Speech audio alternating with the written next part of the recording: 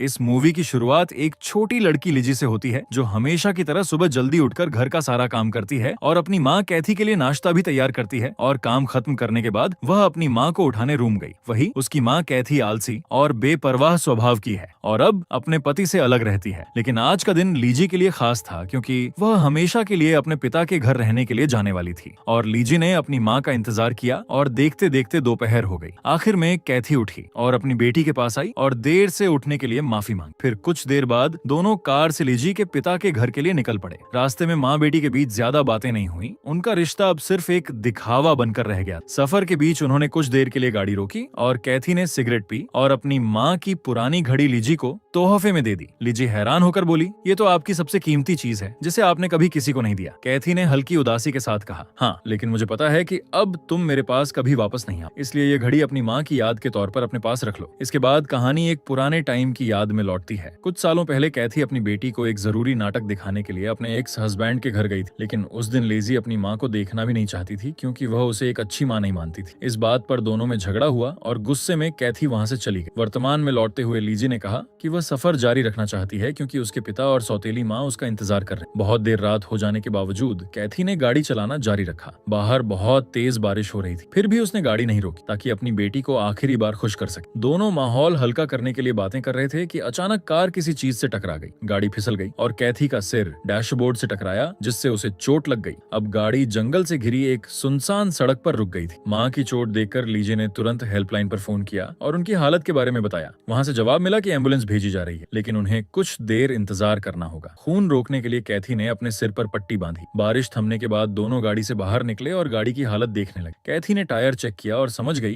कि गाड़ी अब नहीं चल सकती। उसने लीजी से कहा कि वो अपने पिता को फोन करें और बता दे कि उन्हें थोड़ी देर होगी। लीजी ने अपने पिता को सब कुछ बताया। लीजी की बातें सुनकर उसने हादसे का कारण पूछा और शक जताया कि कैथी ने शराब पी रखी थी क्या, लेकिन लीजी ने साफ कहा कि इस बार कैथी ने शराब नहीं पी थी। ये सुनकर कैथी को अपने बिगड़े हुए जीवन और शराब की आदत याद आई, जिसकी वजह से उसका पति और बेटी दोनों उससे दूर हो गए थे। फिर भी उसे यह एहसास नहीं था कि लीजी ने कभी अपनी माँ को अकेला नहीं छोड़ा और हमेशा उसकी मदद करने की कोशिश करती रही थी। उसी समय उनकी नजर सड़क पर दूर एक जानवर पर पड़ी। उन्हें लगा कि शायद कार उसी से टकराई होगी। पास जाकर उन्होंने देखा कि वह एक भेड़िया जो टक्कर के कारण अब मर चुका था। लीजी को भेड़िया की यह हालत देखकर अच्छा नहीं लगा, लेकिन कैथी ने उसे समझाया कि भेड़िया के शरीर पर पहले से ही गहरे घाव थे, जैसे वह जंगल में किसी बड़े जानवर से लड़ चुका हो, इसलिए उसकी मौत में उनकी कोई गलती नहीं थी। तभी जंगल से डरावनी गरज की आवाज गूंज उठी और थोड़ी देर बाद फिर से बारिश शुरू हो गई। इसी बीच एक तो ट्रक उनकी ओर आता दिखा। ड्राइवर के उतरने से पहले लीजी की नजर सड़क पर गई, जहां भेड़िए का शरीर गायब हो चुका था। ये देखकर उसने अपनी माँ को बताया। कैथी ने उसे दिलासा दिया कि शायद भेड़िया मरा नहीं था और खुद को घसीटते हुए जंगल में चला गया होगा। कुछ देर बाद ट्रक का ड्राइवर उनके पास आया। उसने उनका हादसे का हाल सुना और बोला कि आम तौर पर कोई भी इस सुनसान सड़क से नहीं गुजरता। कैथी ने समझाया कि यह उनके घर जाने का शॉर्टकट है, इसलिए वे इस रास्ते से जा रहे थे। ड्राइवर ने बताया कि एम्बुलेंस आने में समय लगेगा और सुझाव दिया कि वह उनकी कार को खींच कर ले जा सकता है। कैथी ने उसकी बात मान ली। फिर ड्राइवर ने उनका कुछ जरूरी सामान अपने ट्रक में रखा और उनकी गाड़ी को जोड़ने की तैयारी करने लगा। उधर कैथी और लीजी अपनी कार में बैठकर रवाना होने का इंतजार करने लगे। तभी लीजी ने उस बड़े मॉन्स्टर का दांत निकाला जो उसे भेड़िए की लाश के पास मिला था। उसने माँ से कहा कि यह दांत भेड़िए का नहीं लग रहा। कैथी ने ध्यान से देखकर कहा कि शायद ये किसी बड़े मॉन्स्टर का होगा। फिर उसने लीजी से अपना फोन मांगा। लीजी ने बताया कि फोन तो उस बैग में है जिसे ड्राइवर अपने ट्रक में रख चुका है। कैथी ने कहा कि वह जाकर वहाँ से फोन ले आए। डर के बावजूद लीजी ड्राइवर के पास चली गई। ड्राइवर ने कहा कि ट्रक में जाकर फोन ले लो, लेकिन जब लीजी ट्रक के पास पहुंची तो दरवाजा लॉक मिला। उसने ड्राइवर को बताया तो उसने बोला कि वह पहले गाड़ी का काम पूरा कर ले, फिर गाड़ी अनलॉक करके उसे फोन दे देगा। उसी समय लीजी ने सड़क पर खून के निशान देखे। उसका दिल तेज धड़कने लगा। उसने गौर किया कि मरे हुए जानवर के घसीटे जाने के निशान सीधे जंगल की ओर जा रहे हैं। डरते डरते वह जंगल के किनारे पहुंची, जहां झाड़ियों में भेड़िए का आधा खाया हुआ लाश पड़ी थी। घबराकर उसने जोर से अपनी माँ को पुकारा, लेकिन कार में बैठी कैथी तक उसकी आवाज नहीं पहुंची।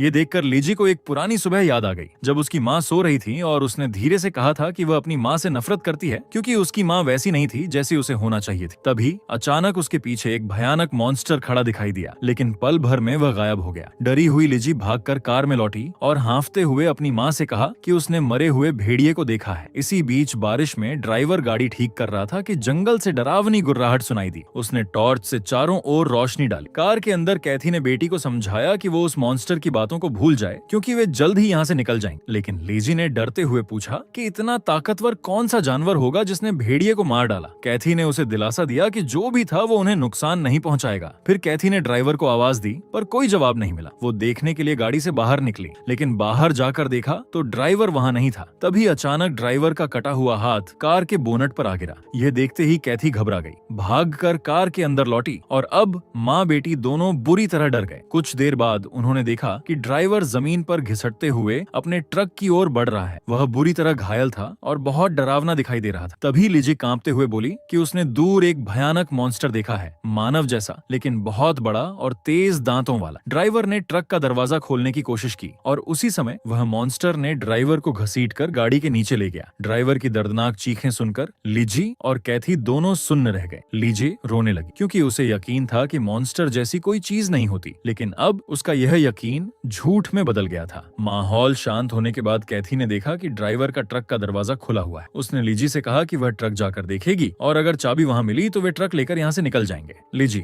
डर गई और अपनी माँ को जाने से रोकने लगी, लेकिन उनके पास कोई और रास्ता नहीं था, इसलिए उसे अपनी माँ को जाने देना पड़ा। तभी अचानक मॉन्स्टर ने कार पर हमला किया और कैथी को बाहर खींच लिया। मॉन्स्टर कैथी पर हमला करने लगा और उसे खाने ही वाला था कि तभी एम्बुलेंस वहां पहुंच गई। सायरन की आवाजें सुनकर मॉन्स्टर जंगल में गायब हो गया। एम्बुलेंस के लोग कैथी और लिजी को गाड़ी में बैठाकर प्राथमिक इलाज शुरू करने लगे। कैथी ने तुरंत उन्हें वहां से जाने को कहा और उस मॉन्स्टर के बारे में बताया। ये सुनकर एक पैरामेडिक बाहर देखने गया, लेकिन काफी समय तक वो वापस नहीं आया। उसका साथी उसे देखने के लिए बाहर गई, लेकिन वहां उसे कोई दिखा नहीं। ये देखकर उसने सोचा कि वह खुद बाहर से वापस आ जाएगा और फिर वो एम्बुलेंस में बैठ गई, लेकिन तभी उस पैरामेडिक का मरा हुआ शरीर एम्बुलेंस की विंडशील्ड पर गिरा। इसे देखकर सब डर से चीख उठे और फिर राक्षस एम्बुलेंस पर हमला करने लगा। कैथी ने नर्स को पीछे आने को कहा, लेकिन मॉन्स्टर ने उसे भी बाहर खींचकर मार डाला। अब कैथी के पास कोई चारा नहीं बचा। वो एम्बुलेंस की ड्राइविंग सीट पर बैठी और तेजी से गाड़ी को वहां से भाग आया। कुछ दूर जाने के बाद उन्हें थोड़ी राहत मिली, लेकिन अचानक जंगल से तेज रफ्तार वाला मॉन्स्टर बाहर आया और गाड़ी से टकरा गया। इसे गाड़ी सड़क से उतर गई और जंगल के अंदर जाकर गिर पड़ी। जैसे तैसे लिजी ने खुद को संभाला और अपनी माँ के पास गई। उसने देखा कि कैथी बेहोश थी। सौभाग्य से थोड़ी देर में कैथी भी जाग गई। फिर उसने एम्बुलेंस में पड़े रेडियो को उठाया और मदद मांगने लगी, लेकिन एक्सीडेंट के कारण रेडियो भी टूट चुका था। तभी वही डरावना जीव धीरे धीरे उनकी ओर बढ़ने लगा। डर के मारे कैथी ने पास पड़ी टॉर्च उठाई और उसके चेहरे पर रोशनी डाल दी। रोशनी पड़ते ही मॉन्स्टर वहां से भाग। तब दोनों को समझ आया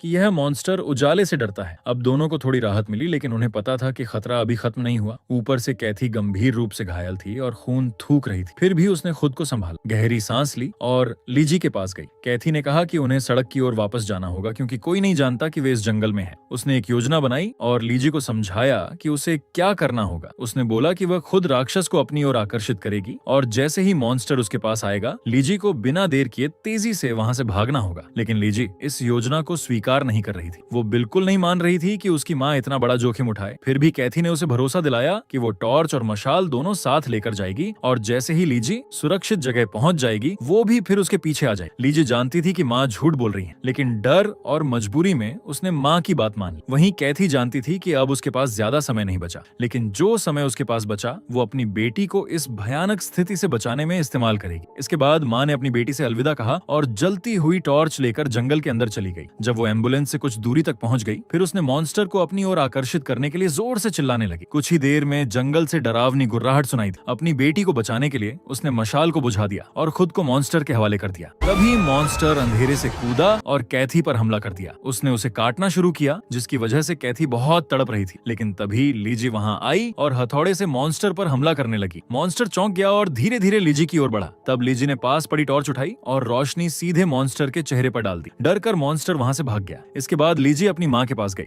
वह गंभीर रूप से घायल थी और उसका खून भी बहुत बह रहा था। ये देखकर लिजी रो पड़ी। कुछ ही पल बाद माँ अपनी बेटी की बाहों में मर गई, जिसे लिजी और जोर से रो पड़ी। उसकी रोने की आवाज सुनकर मॉन्स्टर फिर से गरजते हुए उनकी ओर आ रहा था। ये देखकर लिजी ने अपनी माँ को अलविदा कहा और टॉर्च लेकर गाड़ी में लौट आई। उसने अपनी अकेली स्थिति को समझा और सोचने लगी। तभी उसकी नजर अपनी माँ के लाइटर और कुछ जलने वाले स्प्रे पर पड़ी, जिसे देखकर उसने एक योजना बनाई। उसने अपना टेडी बियर उठाया जो लोरी गाता था और उसे ऑन करके एम्बुलेंस के अंदर रख दिया। फिर वह किसी सुरक्षित जगह पर छुप गई। कुछ ही देर में मॉन्स्टर जंगल से आया और गाड़ी में घुसा और फिर टेडी बियर पर हमला करने लगा। इस बीच लिजी अपनी छुपने की जगह से बाहर आई। तभी भी मॉन्स्टर ने उसे देख लिया और उसके पीछे बढ़ा, लेकिन बहादुर लिजी ने कहा कि वो उसे नहीं डरेगी और अपनी माँ का बदला जरूर लेगी। जैसे ही मॉन्स्टर उस पर हमला करने गया, लिजी ने स्प्रे और लाइटर का इस्तेमाल करके उसे जला डाला। मॉन्स्टर दर्द में रहता रहा और जलता हुआ गिर पड़ा। फिर भी लिजी को डर था कि मॉन्स्टर फिर उठ सकता है, इसलिए उसने पास पड़ी लकड़ी से उस पर लगातार हमला किया जब तक कि मॉन्स्टर पूरी तरह से हिलना बंद न कर दिया। अब